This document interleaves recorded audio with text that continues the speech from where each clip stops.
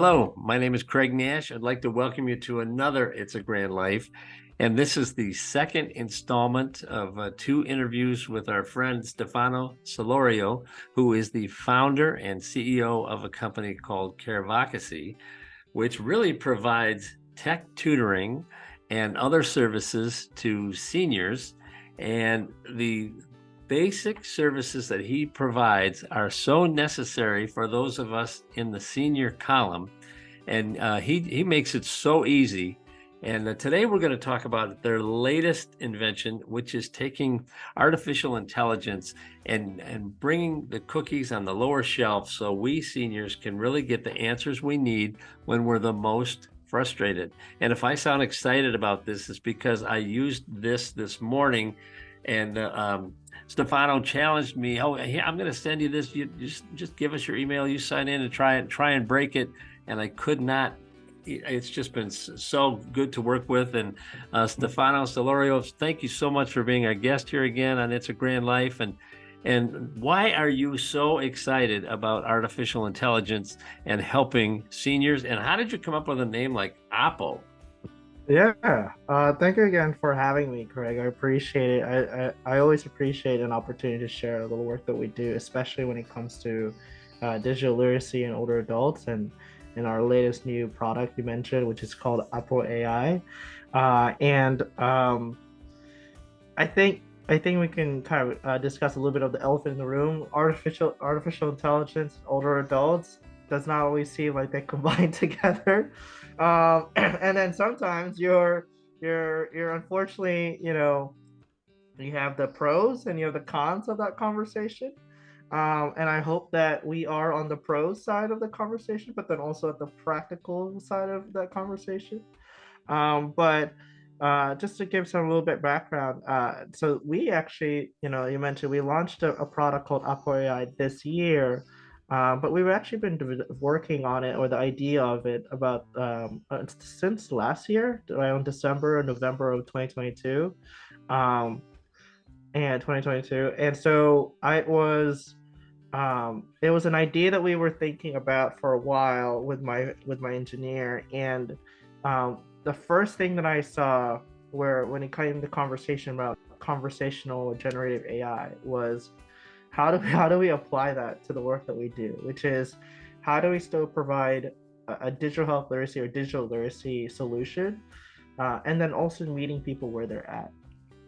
And so the first, I honestly, it was, I was literally sitting on my desk or on my bed, or I was just like walking around on the phone with my friend, and I said like this is something like we have to make, not because like we want to be in part of the conversation about artificial intelligence, but because like we wanted to create something that unfortunately did not take up a lot of people to do so, but then it also was able to scale and be accessible for others to use, because ultimately that's our goal. Like, how do we create technology that's accessible? And so in, I believe, January and February, I actually, so I'm not a an engineer myself or a technical person, but I actually tried to create it myself, right? That's usually what happens with a lot of our products. And I created it myself. I showed it to my friend. He's like, "Yep, it could work." And then he was like, "Let me see what I can do a little bit better to it." And so we worked together on it. Um, and then literally the night before I launched this announcement, we didn't have a name and yet actually. I was thinking to myself like, what are we gonna call this thing? And the first thing that came to mind the night before we announced it, um, I remember in our previous episode, I was talking about being a caregiver to my grandma Right. today, and 3 years before. I remember when she actually first came to us, and she didn't know who we were. She would call us, but she knew we were children of somebody or someone. But she would call me up. She would call us apo, which is basically the Filipino word for grandchild, and but also it was almost like a really endearing term to use. And it was very interesting because she would call us over with that. She would always just be very tender with using that word. And I thought to myself, I wanted to really build a tool that really represented my Filipino culture, but then also represents a little bit about what the tool actually does and how it uses, how it actually kind of connects that little bit of relationship. And so, the AI tool, it's called Apo AI, which is spelled APO AI. And you can check it out on apotutor.com. And that's how we kind of came up with the name. Honestly, it was very last minute. But thinking about it now, it just means so much because we're all apo. We're all we're all end up being some sort of a grandchild, a child, or a helper for someone at some point in our life. And I thought that was really what it really meant and represented. And then that's what we hope that this tool really provides for someone, to really be almost a resource, a tool, or someone that they can kind of lean onto when it comes to tech education. So, my friend, how this works, from what I understand, is you would go to the Apo AI website, right? Or they like I did. I put my email address in, and I downloaded it's a text that your phone gets, and to be. So if you have an aversion to texting, as a member of our Grand Life audience, we got to get over that, because this is all texting, and I did try it myself. In fact, I just see if I can pull it up here and I'd love to get your thoughts on this. This takes user friendly to a whole new level. It says, "Hi, my name is Apo, and I'm here to help you learn about today's technology." And that sounds like something we all need, doesn't it? And that's why Stefano is just a genius with this. He says, "You can text me your questions, ideas, or comments, and I'll get back to you. And remember, I'm still learning too, so sometimes my responses may take a while, having missing information, or I'm unable to help you. If you run into these issues, they've got tech support and even an email where you can ask questions and what have you." But it's Stefano, it's so easy to work with that, and I put. Let me just tell my listeners, see if this makes any sense to you. My question was, sometimes I use Zoom, like the format we're on right now. Stefano and I are taping our podcast via Zoom, but we may want to add a third member to our podcast, and I don't know how to do that. So I asked my Apo, my new best friend, I said, how can I get a Zoom meeting with multiple guests and converse with both guests? And I don't know if you can see this, but I had a page long answer. To have a Zoom meeting, you go here, you do this, you do that. And Stefano, it was in less than a minute I had this. So what your initial introduction there, when you say I'm still learning, this AI is constantly teaching itself, doesn't it? How does that work? Yeah, and also, you asked me if I could show you something. Yes. Do you mind if I share my screen quickly? Oh, I'd love you to do that. Yeah. And I believe this shows a little bit about the product and tool that we have and some of the key 3 features that we're looking for. And so, just to give your audience a little bit more visual, just like what Greg had mentioned, like it is as an SMS text-based tool. Now, what's SMS? Don't touch me. I forgot the actual terms. I don't know everything, but I remember the term, but because I was. I can promise you, we don't know what it is. So, but yeah, I'm gonna get back to you on the actual.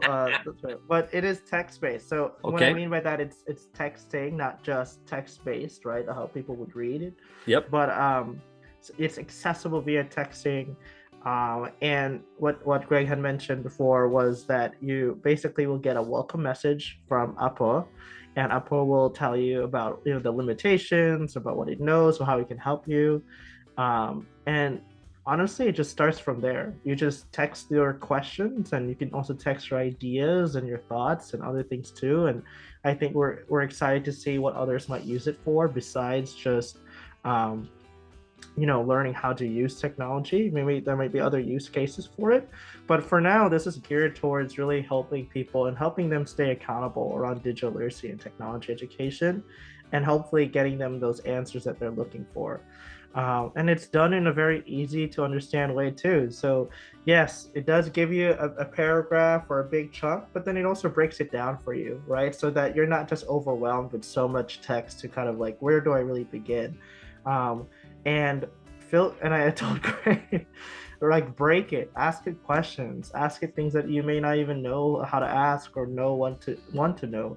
But we do have so many things and so many plans for it. As I mentioned before, it is text based, so then it is easier for people to have access to it in other languages as well. It is right now, I believe, accessible in Espanol or in Spanish. And we're also having plans to expand to other languages like Haitian Creole or Mandarin or other types of languages down the road. But if you're, an English user and you're texting on a basis, this is kind of like what the tool actually looks like, and I can show a little bit of a demo later down the road. But yeah, this is our tool. And you had mentioned about I forgot what was your other question before this. You talked a little bit. I don't actually remember what About the learning, it's yes, the learning. Yes. right. So, we're in a unique position where we've been around for about 3 years now, and we've had a lot of data and information and learnings from our not only from our learners, but then also the successes and the failures that we've had, and I think as we continue to build this product, we're definitely training it on that data and the things that we've learned, but then also because it's artificial intelligence, and also it's really designed in a way where it can really retain information about you and create bespoke text around you. As you continue to use it, it's going to create custom messages more so oftenly because of this information you're talking about or you're asking or learning more about. And so, let's say, like Craig, if you had asked it more specific questions, it can retain a little bit of that information during a period of time, but then also be able to get to know you if anything else. But yeah, no, it will. I think it will be an accessible tool, something that will continue to learn over time, and it just, again, it's not a replacement to your grandchild. Even though the name is in translation grandchild AI, but it's not a replacement. It's an engagement tool. It's a supplementary tool. Right. Even I think grandkids could use it as a way to have a conversation with their grandparents about how to use technology, because I think it's such an easy way to do. You talk about the ability to learn languages through Oppo, and so you're gravitating toward Learn in no well actually it deliver information in multiple languages, not necessarily learn languages, okay, but be able to speak in the language of the actual user. So like we work with a huge Hispanic population, and so sure. we would love to we're translating some of the text into Spanish, so that way it's easier for that population to learn technology. Well, in our population, the grandparent population, you're helping us understand this new tech language and this whole idea of tech literacy, so that we can be confident when we address it. And for our friends at home, one of the things that I asked Oppo, and I think you'll all relate to this: how do I stop robocallers? Amen. Is that not one of the biggest pains this side of the Mississippi? I mean, it's terrible. And it gave me 5 points on how to deal with it within 5 seconds or more. But as I get more familiar with this, and as you, our friends here at It's a Grand Life, get more familiar with it, it's going to answer all the questions we have and regarding technology. And there's nothing, and it's literally. Stefano, like we're speaking a foreign language when we're trying to get answers to technology, and you guys at Carevocacy are you just have answered this question, and I can't just applaud this enough. And the health plans are starting to get on board, and they're starting to be actual clients of Carevocacy and help you take these devices and put them in the hands of their insureds. And tell us a little bit more about that, in case folks are joining this podcast and they weren't available to hear us on the last one. I think that's fascinating. Yeah. So I can't share all the details as to also how we're working with health insurance plans. I think one just because we just can't share, Yeah, but sure. I will say so. There is a new policy that has been mandated by the Centers for Medicaid and Medicare, um, and the new policy mandates all Medicare Advantage plans to provide a digital health literacy solution to all of their enrollees. That's about 30 million people around the United States who have Medicare Advantage, or probably more in the coming years, who now have to be provided a service like ours. And there's two parts to that policy. One is that the plans have to provide a digital health literacy assessment, so that way people can know exactly whether you have high literacy levels, low literacy levels, moderate, or no literacy levels at all. And then based on that assessment, you basically are given options. Do you need a private tutor? Do you need workshops to go to attend? Do you want to use Apple AI as a way more accessible, scalable tool to have access to technology education? So I think our company is in a very good position to provide not only the assessments and distribution of that, but then also the services under listed by that policy to help plans be compliant, but then also help reach their members. Last year, we landed a contract with Humana, which is one of the largest health plans in the country. We work with their subsidiary called Conviva Care Centers, which are basically value-based primary care providers. Mm-hmm. And what's so great about their model is that they have over 250 locations across the United States. Right now, we are in a contract in 19 of those locations, serving about 23,000 patients. And we introduced them to this idea of having tech education, tech support on demand, and to be able to do it in a texting and friendly way. And they seem very lovely to the idea of it. And right now we have some plans to deploy that to those 23,000 patients, which is amazing and great to do that. But we also have many plans to work with other healthcare plans as well, MA plans, who have to be compliant with this new policy. And you have to look at companies or other outsourced vendors to really work with to be compliant with this policy. And so it's been an interesting few months being in a position where it's a new policy that just came out. It has to be done in 2024. And I think we are in a good position to really be offering some really helpful, impactful solutions to address that. And you are, and you're in the right spot at the right time, so for our listeners at home that want to be on Apple AI, how do they do that? Yeah, so you don't have to go through your healthcare provider. You don't have to go through anything. You could actually use it today. So if you go to apotutor.com, so that's apotutor.com, and then it's a simple website. We have a graphic that tells you a little bit about it, and then it's so simple that we're only really asking you to provide your email address and your phone number.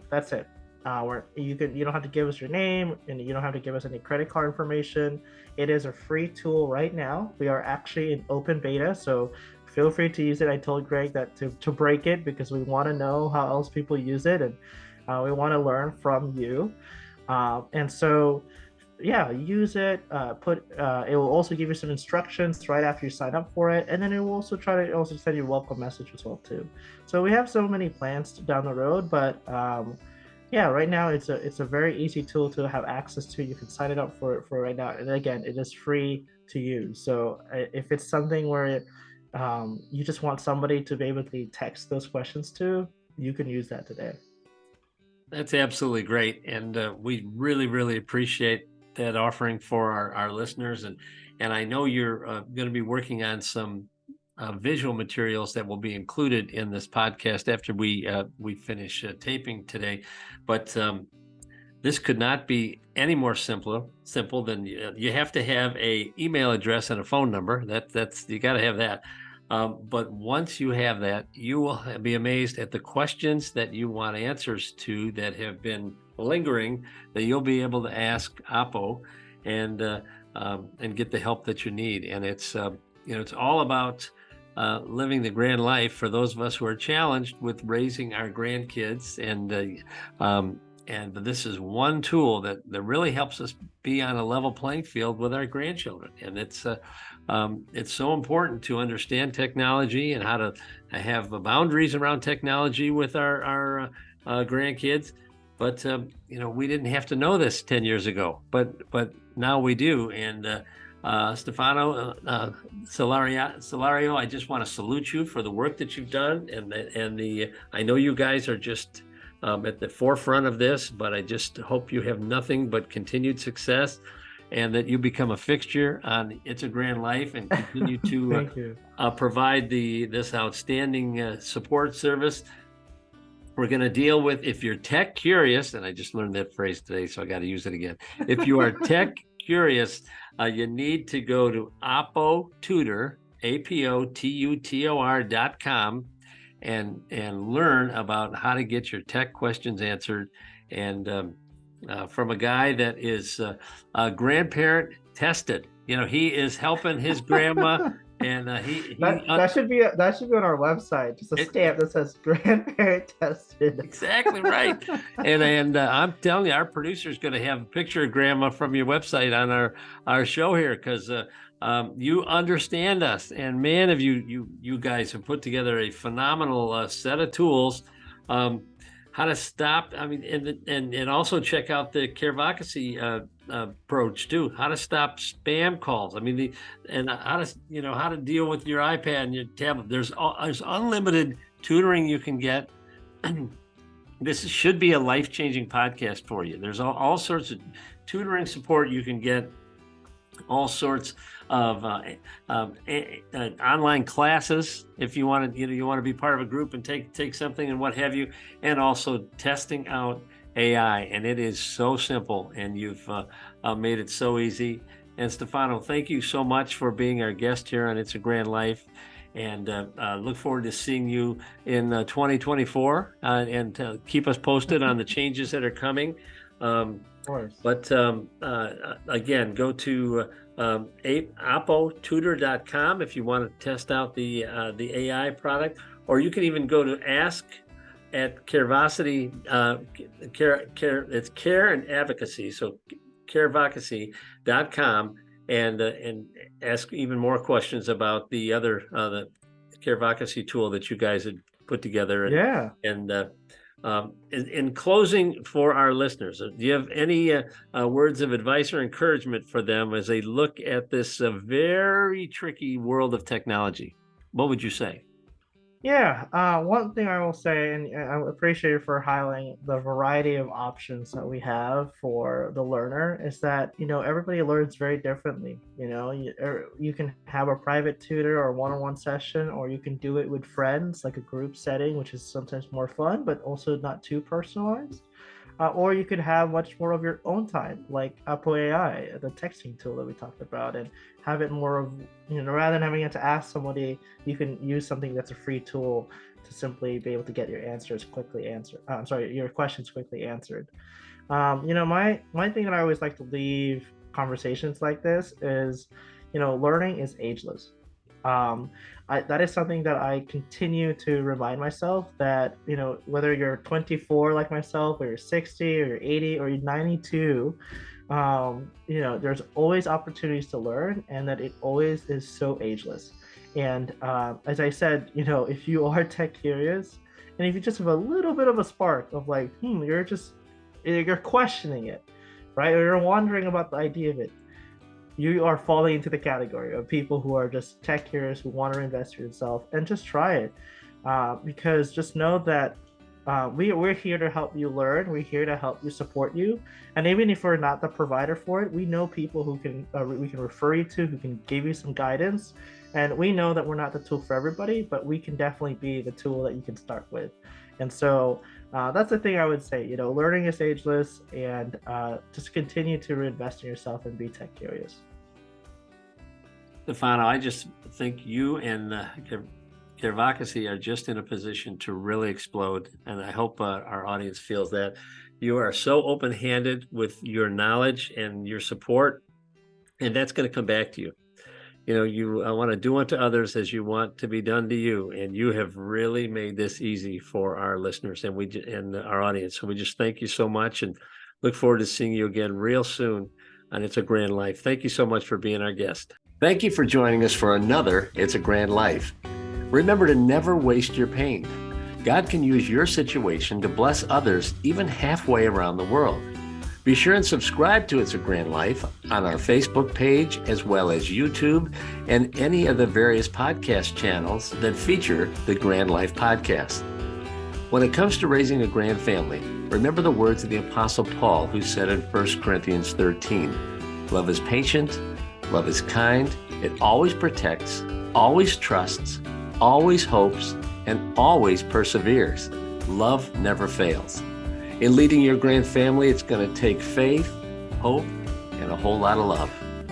Please reach out to me. I can be a blessing to you and pray for you, or help you connect to free resources that can make your journey a little easier.